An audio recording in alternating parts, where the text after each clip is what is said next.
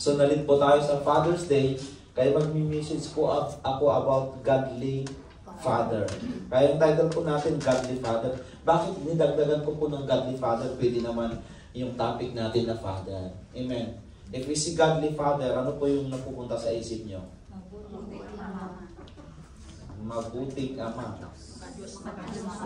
Ayun. Iba kasi yung mabuti, good Father. Amen. Pag sinabi natin Godly Father, it speak about maka-Diyos, hindi makatao. Kasi pag makatao, nandun nagkikipagpa sa mga kaibigan. Makatao di ba? Pag-usapan ngayon natin is maka-Diyos na tatay. Amen. Ilan ang tatay lang dito? Yung iba on the way pa lang. Yung iba on the way pa lang, no? 1, 2, 3, 4. Ayan, 4, 5. Ayan, Pastor Mar, 5, no? Sigurado kami na maka-Diyos naman kami yung mga dito. Diba, mga kapatid? So, maka-Diyos. Ito po yung team natin. Para hindi po tayo magtagal, mga kapatid. Dalawa po yung ginamit kong key words, mga kapatid. Yung tinatawag na role saka impact. So, ito po yung team natin. The role and impact of a godly Father, mga kapatid. Our key verse today is found in Proverbs chapter 20 verse 7, and I will use the Bible in the King James Version po tayo ngayon, mga kapatid. The just man walketh in his integrity, his children are blessed after him. Amen. Nakita nyo na po siguro yung impact dyan. No? Wala pa yung rule dyan. No? Pero nakita po natin yung word na integrity. Dapat yun yung magiging impact ng isang maka-Diyos na Ama. Amen. Kaya papag-aralan natin yung mga role niya mamaya, mga kapatid. So, mga kapatid,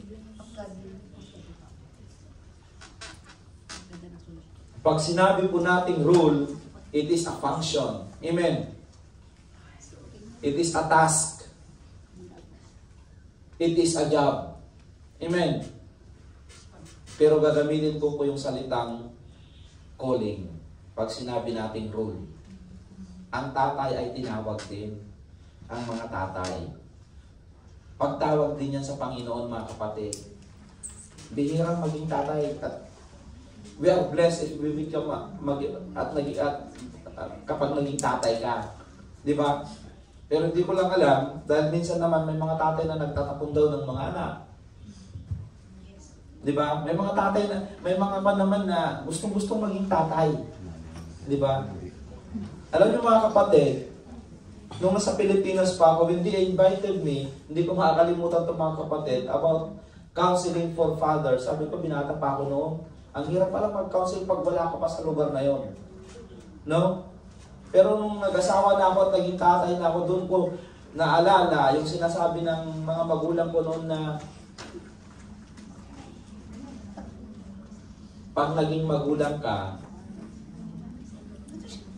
mararamdaman mo kung ano yung nararamdaman namin. Minsan ang hirap parang mag-advise pag wala ka pa sa sitwasyon. Pero kapag nandun ka sa sitwasyon na isang magulang ka ng mga kapatid, doon ko nakikita, mga kapatid, na hindi rin pala madaling maging tatay. Bakit? You will do the rule. Hindi kapag nasilang na yung anak mo, tatay ka lang, hindi lang yun yung part mo eh. Ano po yung magiging part ng tatay talaga na pinaka malalim? Ano yung po sinabi ng Bible? Kay Adan at saka kay Eva? Hindi nyo nalaman? When Adam and Eve sin against God, ang sabi ng Diyos sa lalaki, you will be, ano? A father of all nations. Magtatrabaho ka para sa pamilya mo. Pero dito, nagtatrabaho, mga babae, ang dami, oh. Diba? Hindi lang kayo nanay, tatay pa. Kaya natay kayo. Inatay. Natay. Nanay na, tatay pa. No? Saya, alam. Yun po yung kauna-unahang responsibilidad na sinabi ng Diyos sa lalaki. Di ba? Ang sabi niya, tutulo ang pawis mo. Yes, magbungkal po. Yes. Unang lupa. Magpapakapagod ka para sa pamilya mo. Yan ang unang sabi niya. Pastor, pag businessman, hindi naman nagpapakapagod. Sa isip nyo lang yan. Subukan mong maging businessman. Hindi ba nakakatulog yan? Nung sabi ng amo ko, nung nakausap ko yung amo ko, sabi niya, Marlon, sabi niya, I cannot sleep when the sale is very low. Sabi niya, because I am thinking, I pay the rent, I pay the staff, I pay everything, sabi niya. Pero yung iniisip natin yung mga mayamang tao, na nakaigalan yan sa salapi, no? They are not just only lying in the bed with too much money. They are thinking also what they are doing tomorrow. Kung ano yung iniisip natin na nagtatrabaho tayo mga kapatid na mga na tamang-tama lang ang buhay, hindi nang mayayaman. Dahil ayaw nilang maghirap ang kanilang mga buhay. Anyway, when you become a father, your first responsibility is to provide food, shelter to your family. The basic needs of the family is the responsibility of a father. Pastor, yan lang ang sinabi ng Bible. Pero ngayon, mga babae na yun nagpo-provide ng basic needs ng family. Kami na nagtatrabaho sa abroad. Ako na nga yung nagpatayo ng bahay sa Pilipinas, Pastor. Yung asawa ko, doon lang, taga-receive ng pera. Tatanungin kita, is your husband is a godly father? Bago mo sabihin sa akin yan, sige, pwede mong ipangalandakan sa akin ngayon. Yung asawa mo ba is godly father? No. Kaya naman pala eh. Kaya hindi mo pwede ipangalandakan sa akin ngayon yan. Di ba? But if your husband is a godly father, he knows his responsibility. Amen. Minsan. Minsan daw. Godly minsan daw. Sometimes daw, nagiging godly naman. Pag inabot yung birthday, ayun, nagsisimba. Anyway, mga kapatid, in both Old and New Testament in the Bible, the father figure holds a significant place, reflective of strength, wisdom, guidance, and even provision to their family. Binibigay nila sa Biblia. Biblical lang, mga kapatid. And that's why the biblical and theology history of father's figure carries and performs symbolic and literal importance in our generation today. Kung maa-adapt lang sana nila at magiging mga godly fathers lang sana sila. Amen. Because if you are not a godly father, you will not train your mind and you will not wala kasing nagturo sa iyo. Kasi minsan ang pag-aasawa ngayon napakadali na lang. 'Di ba? Nagkakilala lang sa text, chatting. Ano pa? Nagkasama ka. Kaya nga sabi nila noon, Pastor, pwede naman makapag-asawa ng unbelievers nung andun ako sa Pilipinas. When I was at the Philippines, nagtuturo ako sa mga youth conference, mga kapatid. Nagturo na rin ako ng about marriage and family, yung courtship, nagturo na rin ako, mga kapatid. Sabi sa amin dati ng mga nung we are in the question and answer, sabi niya, Pastor, hindi ba pwedeng mag-asawa ng mga unbelievers? At least masama ko sa church. At least ma-evangelize ko sa church. Sabi ko sa kanya, out of 60 of young people in our church, sabi ko, nung nandun pa ako sa Pilipinas in our church, more than 60 young people, kababaihan sa amin, nag-asawa ng hindi mananampalataya.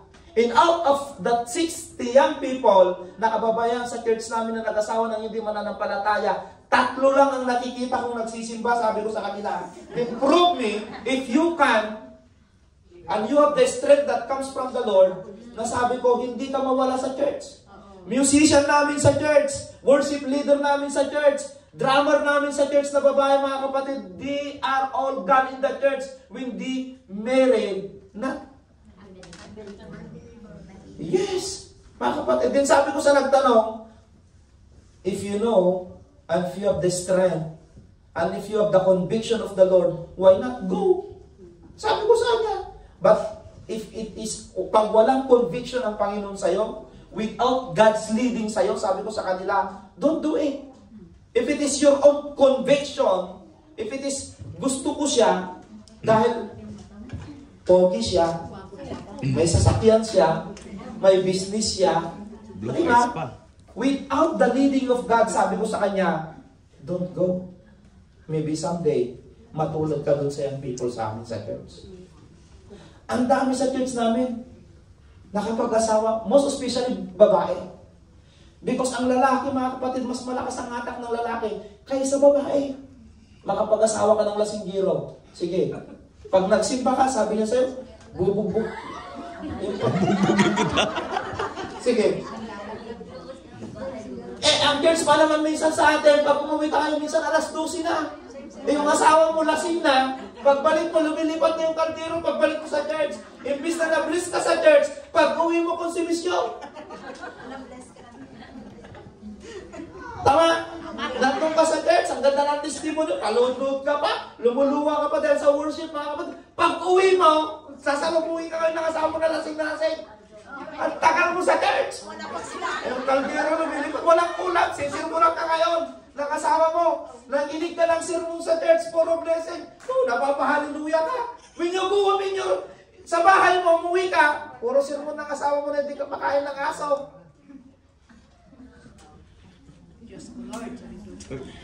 Hello? So, ganun ba yung gusto natin? Then you will see to the testimony. Oh, thank you Lord, yung asawa ko.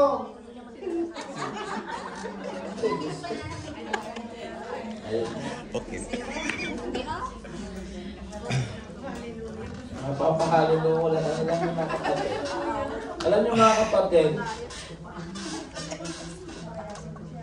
tingnan niyo po mga kapatid dito. And in the wilderness, nasa kasagsagan po sila sa desierto, sabi dito mga kapatid sa Deuteronomy, there you saw how the Lord your God carried you. Sabi niya, as a father carry his son. Bakit kaya sinasabi ito ni Moses mga kapatid sa mga Israelite? All the way you went until you reach this place. Dito po nahango yung footprints in the sand. Alam niyo po yung footprints in the sand, dito po nahango yung verse na yan. Siguro na nababasa niyo, nasasabi niyo yung footprints in the sand, pero hindi niyo alam kung saan verse matatagpuan sa Bible. At alam niyo po ba? Dito po yan mga kapatid. When Moses instruct the Israelites and tell them that in the wilderness, there you saw how the Lord your God carried you. Kasi nung nasa wilderness sila, nasa punto sila ng paghihirap ng buhay. When they are in the wilderness, it is speak about trials. It is speak about hardship of life. If you are in the wilderness, it is speak about ang daming problema. And that's why Moses tell to them, nung nasa wilderness kayo, binuhat kayo ng Diyos na kagaya ng pagbuhat sa iyo ng tatay nyo. Alam nyo, ang isang bata, kapag binuhat siya ng kanyang tatay, he feels safe. He feels comfortable. Di ba? Yung anak ko nga, kapag nagpapabuhat sa akin, kahit sino, walang makakuha. Ha? Bakit? He feels comfortable. Iba yung impact kapag nandun ka sa andungan ng iyong ama. Amen. And that's why, that is the message of Moses to the Israelites. Sabi niya, nung nasa wilderness kayo, sabi niya, binuhat kayo ng tatay, ng Diyos na kagaya ng pagbuhat ng tatay niyo. O diba? Dahil ang pagbuhat ng tatay sa anak, mga kapatid, you are all safe. Walang, hindi ka pababayaan ng tatay mo. Sabi pa niya, layo. All the way you went until you reach this place. Binuhat kayo ng Diyos. Ibig sabihin ng binuhat, everything God sustained for you in the wilderness. Diyan po nahango yung footprints in the sand. Na verse mga kapatid. So, ulitin po natin, yung mga asawa po ba natin is a godly father. Ayan, ipag-pray po natin yan. Amen. Number 1. Pag pinag-uusapan po kasi itong tinatawag na integrity, ano ba yung integrity? Pagsasabihin nyo na naman sa akin, Pastor, integridad yan. Ha? Dito natin kukunin yung verse po natin na binasa natin kanina. Sige kuya. Ayan. The just man walketh in his integrity, his children are blessed after him. Kapag yung isang ama ay lumalakad na may integridad sa buhay mga kapatid, pati kanyang magiging anak ay nabibiyayaan. Bakit? Ang pangit naman kasi nasabihin sa'yo na, ay, like father, maganda naman pakinggan. Pero minsan kasi ang impact sa pandinig natin, parang may gusto silang ipahiwatig, di ba? Okay sana kung positive. Pero kung negative. Yung tatay kasi niya lasinggero eh. Ano pang i-expect mo sa anak niya? O di ba? It is same. Di ba? Kaya napakaganda pala yung verse na to, mga kapatid, na sinabi ng taong pinakamatalino sa Bible, na sabi niya, if a father, yung lalaki sabi niya, he walked in integrity, sabi niya, his children are blessed after him. Bakit? Nadadala ng tatay kung paano magiging pagpapala ang kanyang anak. At ang kanyang anak, mga kapatid, ay nagiging pagpapala rin sa ibang tao. Amen. Sige po yan. Integrity is more than honesty. It is about having strong moral principles and being true consistently. Mga kapatid, alam nyo ang integridad, mas palalim pa kaysa salitang honesty. True. Bakit? Okay, pwede kang maging honest eh. Di ba? Pero pag wala ka namang integridad, kasi yung honesty mga kapatid, yung integrity mga kapatid, is not just only you are honest, but you have a principle in life. Pag bawal, bawal sa'yo. Pag hindi pwede sa'yo. Kung mali, mali para sa'yo. You have a principle, and you are doing it consistently. Ibig sabihin, ginagawa mo ito ng diretsuhan sa buhay. Hindi, may option naman, pwede naman, may ano ba pangalan? May consideration naman eh. O sige na, isang tagay lang, konsiderasyon. Hindi. Di ba? Pero ito may prinsipyo sa buhay. Pag mali, mali. Yes. Hindi yung, may consideration naman bro. O sige na, isang beses lang naman. Wala naman nakikita na sister or brother dito. Sige, bilis. Di ba? Ito yung tinatawag na integridad. If you do something wrong, your integrity will lose. Diba? And that's why sabi ko dito mga kapatid, integrity is more than honesty. It is about having strong moral principles and being true consistently mga kapatid. So integridad. Pag nawala mo ang pera mo, you lose nothing. Diba? Masakit lang sa isipan. Pero kapag nawala mo yung integridad mo sa tao, you lose everything for them. Wala na silang tiwala sa'yo. Di ba? Kapag ang mga tao wala nang tiwala sa'yo, kahit anong sinasabi mo dyan, sige, uulang sila ng pag nakatalikod ka, pinagkikismisan ka na. Because you lose your integrity. Di ba? Kahit anong advice mo, sige lang sila ng sige, pero pag talikod mo, walang gagawa. Wala. Because you lose your integrity, mga kapatid. Sige kuya, kayo mag-alala, bibilisan ko to. Kasi may pasok ako. Hindi naman kaya. The father's teaching. One of the second rule of the father is dapat marunong din siya magturo sa mga anak. Bakit? Ang advice ng Bible, train up a child in the way he should go. Even when he is old, he will not depart from it. May kasabihan po yung mga matatanda mga kapatid, na sometimes naman nagiging true, sometimes naman hindi. Alam niyo, gustong-gusto ko mga kapatid yung sinasabi nun ng mga tatanda na yung kawayan. Alam niyo yung kawayan mga kapatid? Oh, di ba? Kahit yung mga nagtatanim doon sa amin dati ng mahogany, yung mahogany, tinatalian nila. Sabi nila, para daw diretso yung kanya. Tapos pag lumaki ng konti ulit, tatalian na naman doon sa taas niya ng konti. Pag lumaki ulit ng konti, kasi ano yung purpose nila? Para maging straight. Then, tinatanggal nila yung mga sanga sa gilid-gilid. Totoo nga naman. Pag makikita mo yung mahogany, straight na straight, at ang ganda ng pagkaka-straight niya mga kapatid. Yung kawayan, nagiging baloktot yan. Pero yung iba, sa amin kahit nung nasa La Union ako dati mga kapatid, nag-harvest sila ng kawayan. Pagkatapos nilang i-harvest yung kawayan, kung gusto nilang may umaunat, tinatalian din nila sa lupa. Nagiging maunat naman. Diba? Alam nyo ang lesson na nakukuha natin dito? Ang pinag-uusapan kasi dito, Godly Father. Hello? Wala akong sinabi dito na ako na, our topic today is we need to focus a Godly Father. Ang Godly Father, hindi naman magtuturo yan ng, anak, tara, tagay tayo. Sige, sige.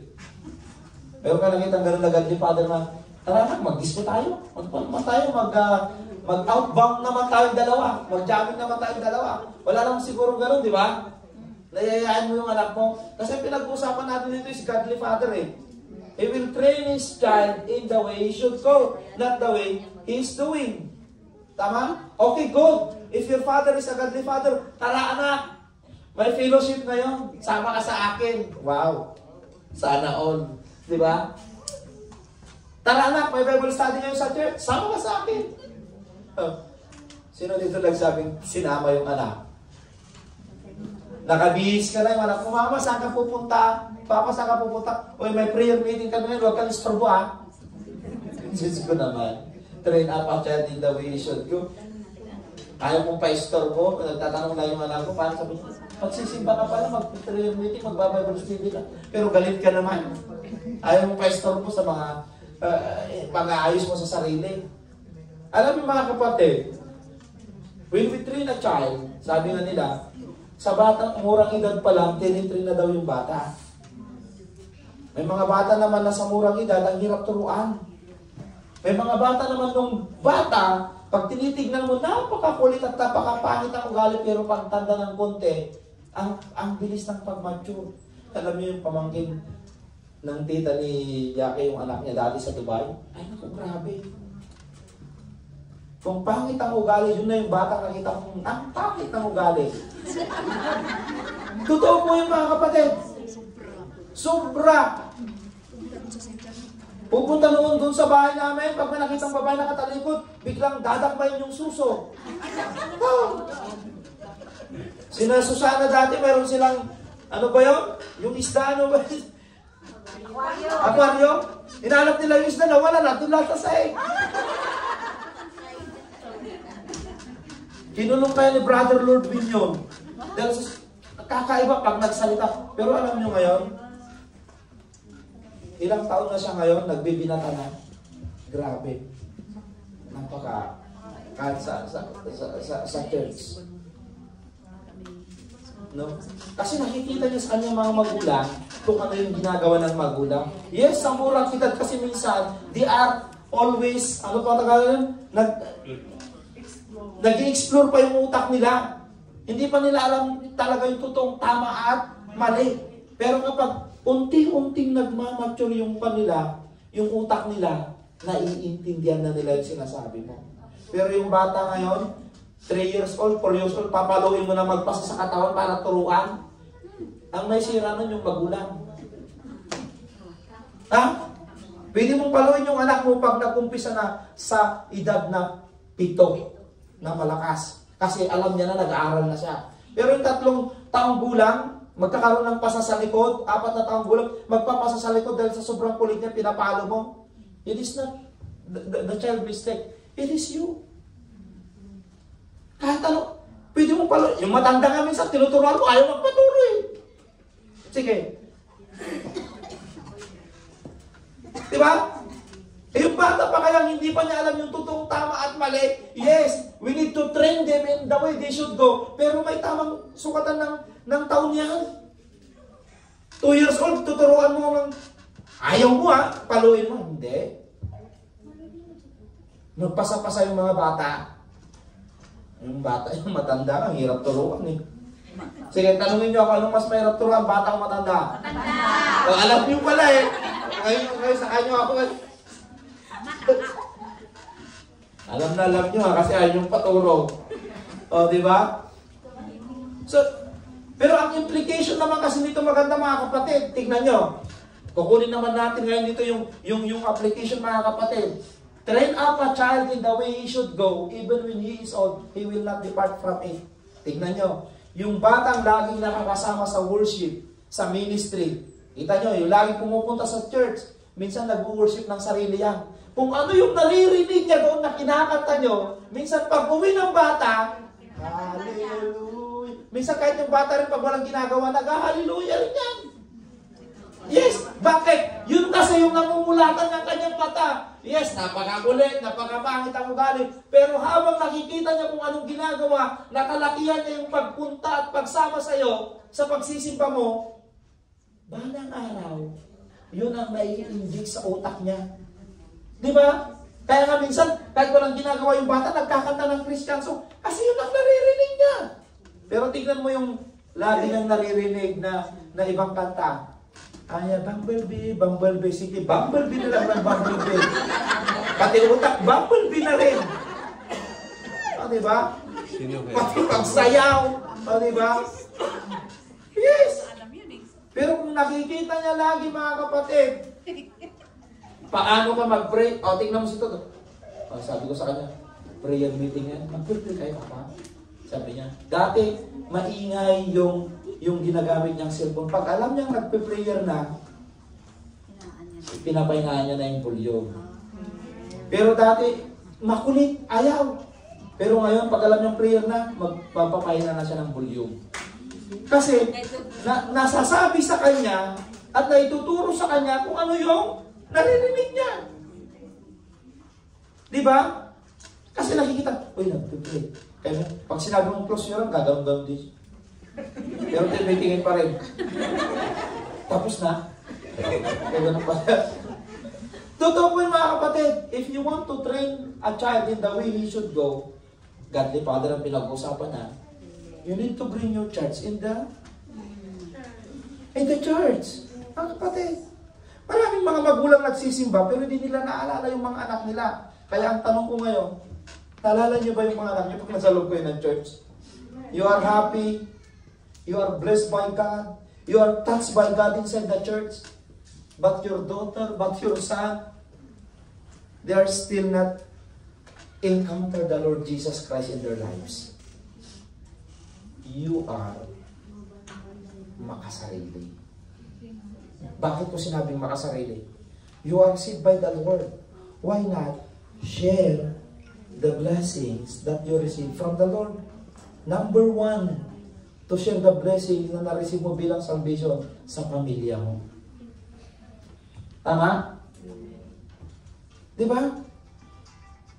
Kaya ka nga blinis ni Lord dito. Kaya ka nga hinipon ni Lord dito. Kaya ka nga dito sinip ni Lord. Then, try to reach out to your family. Pangit naman. O sabihin natin, magra-rapture ngayon. Ikaw pupunta sa langit. Nakikita mo sila, uy, yung anak ko yun, oh. Sama ka naman. Hindi mo naman masama. Di ba parang ang sakit? Parang inyo yung sarili mo lang. Kaya, we need to train our child. Total, ang pinag-usapan naman natin dito is a godly father. Kaya naalala ko tuloy nung bata ko. Nung bata ako mga kapatid, actually, dahil sa pagkabata, laki sa simbahan, mula pagkabata, laki kami kasi sa simbahan. BBBS, ayan, laki kami yung mga kapatid. Pero nung nag-high school ako, natuto akong mag-bisyo. Oo. Imbis na gumawa ng assignment dati, may pakula kami doon sa ano ba yun? Ano ba yung uso noon na katadway? Pero mo, nagre-review kami, may papula sa katadway. Nagalit pa dati yung tatay ni Pastor Joel. Pero nagpastor naman kayo magkakaibigan. Si Pastor Joel, yung kapitbahay ko, kaibigan ko nandun sa Amerika ngayon, sa Los Angeles, California. No? Alam mo mga kapatid, nagre-review kami ha. Mula pagkabata, laki kami sa church. Laki kami sa church. Pero nag-high school kami, we are influenced by outside of the community in the church. Pero yun mga kapatid, na-train kami mula pagkabata. Pero, nung nag-high school na, napabarkada kami, ayun, natuto na rin kami uminom. Uso yung tanduay sa kapapula noon. Habang nagre-review kami, ayun. Diba? Miinom kami mga kapatid. Minsan mga, hinahabol kami ng tatay ni Pastor Joel kasi yung ulam niya, napulutan namin. Dumating lasing din. Kasi may kubo-kubo kami dati na pinagre-review. Hinahabol kami dati mga kapatid. No, alam niyo mga kapatid, naalala ko yun. Then, nag-graduate ako ng high school, nagtrabaho ako sa Maynila. Ayun lang, daming bisyo doon mga kapatid. When it comes to vices, if you are in the Manila, your 90s mga kapatid, grabe yan. Kahit saan ka mapagpad, ang dami, tabi namin. Bar, yung pinagtutupan namin, tulugan namin mga kapatid. Minsan nga, pumunta kami doon eh. Paggising namin sa umaga, lumabas kami. Sabi, uy, ikaw yung kahalik ako kagabi. Sabi yung sa kasama namin. Sabi, lula na pala. Yung gabi, akala mo naman, nagmumurang sampagita yung itsura, puting-puti. Nung naglalaba doon sa labas. Kumatanda pa sa lula ko. Ang katrabaho ko naman dati. Hindi kami, sabi ko. Alam niyo, sabi ko, ang dami ko naman. Pero, babalik po tayo yung sa iya. Even when he is old, balikan po natin na. Even when he is old, he will not depart from it. Bumalik pa rin kami. Sa paggawa ng hindi mga kasama ko pa rin si Pastor Joel doon sa Manila. Magkakabarkada kami. Pumunta kami sa Manila lahat, nagtrabaho din. Oo mga kapatid. Nagtrabaho pa kami sa Baguio, magkakasama pa rin kami. Kahit nag-aaral yung mga barkada namin, magkakasama kami, nagtatrabaho kami, nag-aaral sila. Kaya nga yung kaibigan kong asawa ni Pastor Susana dati mga kapatid, nagtapos siya ng ECA, Electronics Communication Engineer. Mga kapatid, first na bat sila. Lahat ng project niya, kasama ako sa paggawa. Yes. Lahat ng project niya, pag inuwi niya, ako gumagawa yung assignment, tumutulong. Nung gumawa kami ng yung amplifier, ako rin tumulong sa kanya. Kaya nga, ganun kami magbabarkada noon mga kapatid. Kaya nung nag-Bible school naman ako, nandun naman siya sa Taiwan, nagtatrabaho na, siya yung tumutulong sa akin. Kaya sabi ng asawa niya dati, buti pa yung mga kaibigan mo, pinapadalhan mo ng pera sa Bible school. Nagsilos yung asawa niya dati mga kapatid. Ganun kami magkakasama. But anyway, nung pagtanda naman namin, bumalik kami sa church. Kaya nag-Bible school na rin ako mga kapatid. Lahat ng bisyo na pasok ko rin sa kanila mga kapatid. Pero ang kagandahan, if you train a child in the way he should go, ang sabi dyan, even when he is old, babalik at babalik yan, mga kapatid. Kapag nakaramdam yan ng tawag ng Panginoon, mas malakas pa rin yung hatak ng Panginoon. Alam niyo mga kapatid, when I acknowledge the Lord, naramdaman ko na yung calling ni Lord mga kapatid, kahit doon sa barangay namin, nakakaya na yung mga ginagawa namin. Kasi, anong ginawa namin, puro naman araw-araw inom. Lalo na pag may pista na yan, kasama namin yung tatay ni kasama namin yung tatay ni Princess. Kasama namin mag-inom niya, yung tatay niya, nakasama ko yan sa inuman. Halos araw-araw, gulo, suntukan doon, gulo sa barangay, pati sa bayan, nabulin kami ng gulo. Kasama ko yung tatay ni Princess mga kapatid. Kaya ilang bis accident din tatay niya, di ba? Halos mamatay na rin. But anyway, we thank God. Bumalik kami sa Panginoon. Kaya kung vision pinag-uusapan, no? Alam mo, doon sa barangay namin sa Kalitang mga kapatid, ang daming pastor.